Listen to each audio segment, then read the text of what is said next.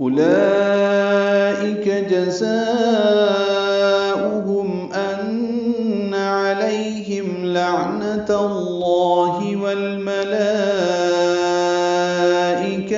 والناس أجمعين۔ یہ الفاظ سورۃ آل عمران کی آیت نمبر 136 میں بھی ہیں، اولئک جزاؤہم، لیکن وہاں پہ اور یہاں پہ بہت فرق ہے، اور یہ آیت وہاں پہ، وہاں کی آیت یہاں پہ پڑھ دیں تو معانی میں بہت فرق پڑ جاتا ہے۔ اولئک میں حمزہ اقصی حلق سے ادا کریں گے، واو نہیں پڑھیں گے، لام پر مد متصلہ کھڑا زبر کے بعد حمزہ یا کی شکل میں ایک ہی کلمے میں آنے کی وجہ سے مد متصل بنی ہے۔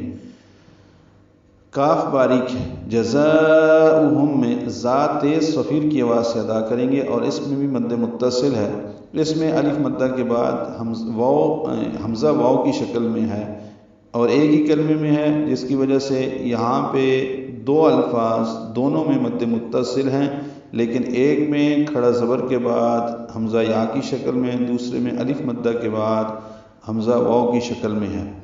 تو جب بھی حمزہ الف مدہ واو مدہ یا مدہ یعنی مد اصلی کے بعد ایک ہی کلمے میں ہو تو وہ مد متصل بنتی ہے۔ پچھلی آیت میں مد متصل پڑھی ہے، اس میں الف مدہ کے بعد حمزہ اپنی اصلی شکل میں تھا، لیکن ایک ہی کلمے میں ہے، اس لیے وہاں بھی مد متصل ہم نے پڑھی۔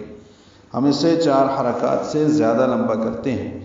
ہم میں میم ساکن پہ اظہار شفوی ہے، ان میں نون مشدد پہ غنہ ہے، علیہم یہ لئی پڑھیں گے، اس کو علیہم نہیں پڑھیں گے، معروف طریقے سے لین ہے۔ ہم میں میم ساکن پہ اظہار شفوی ہے، لعنت اللہ لام باریک عین ساکن پہ اظہار ہے، نون کو جلدی پڑھیں گے، تا کی زبر کو وجہ سے لام اس میں جرالہ پر پڑھیں گے، لعنت اللہ، اور 2 حرکات لمبا بھی کریں گے۔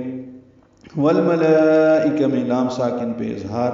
اب دیکھیں ملائکہ پہ مد وہی ہے جو اولئکہ میں ہے، مد متصل، کھڑا زبر کے بعد حمزہ یا کی شکل میں آیا ہے، کاف باریک تا مربوطہ ہے، وقفاً تو یہاں میں تبدیل ہو جاتی ہے، ملانے کی صورت میں جلدی اور معروف پڑھیں گے۔ والناس میں واو کو نون سے ملائیں گے، ادغام شمسی ہوگا، نا الف مدہ ہے، یعنی ادغام شمسی مع الغنہ ہے یہاں پہ، والناس آواز ناک کے بانس سے مل جائیں گے، نا الف مدہ 2 حرکات لمبے، سین صفیر کی آواز سے، سیٹی کی آواز سے، اجمعین جیم ساکن اس پہ قلقلہ، اجمعین یعنی اجو اجے اجو اجا یہ نہیں پڑھنا، صرف قلقلہ کرنا ہے، جیم ہلا کر ادا کرنا ہے، زبر زیر پیش حرکت نہیں بنانی۔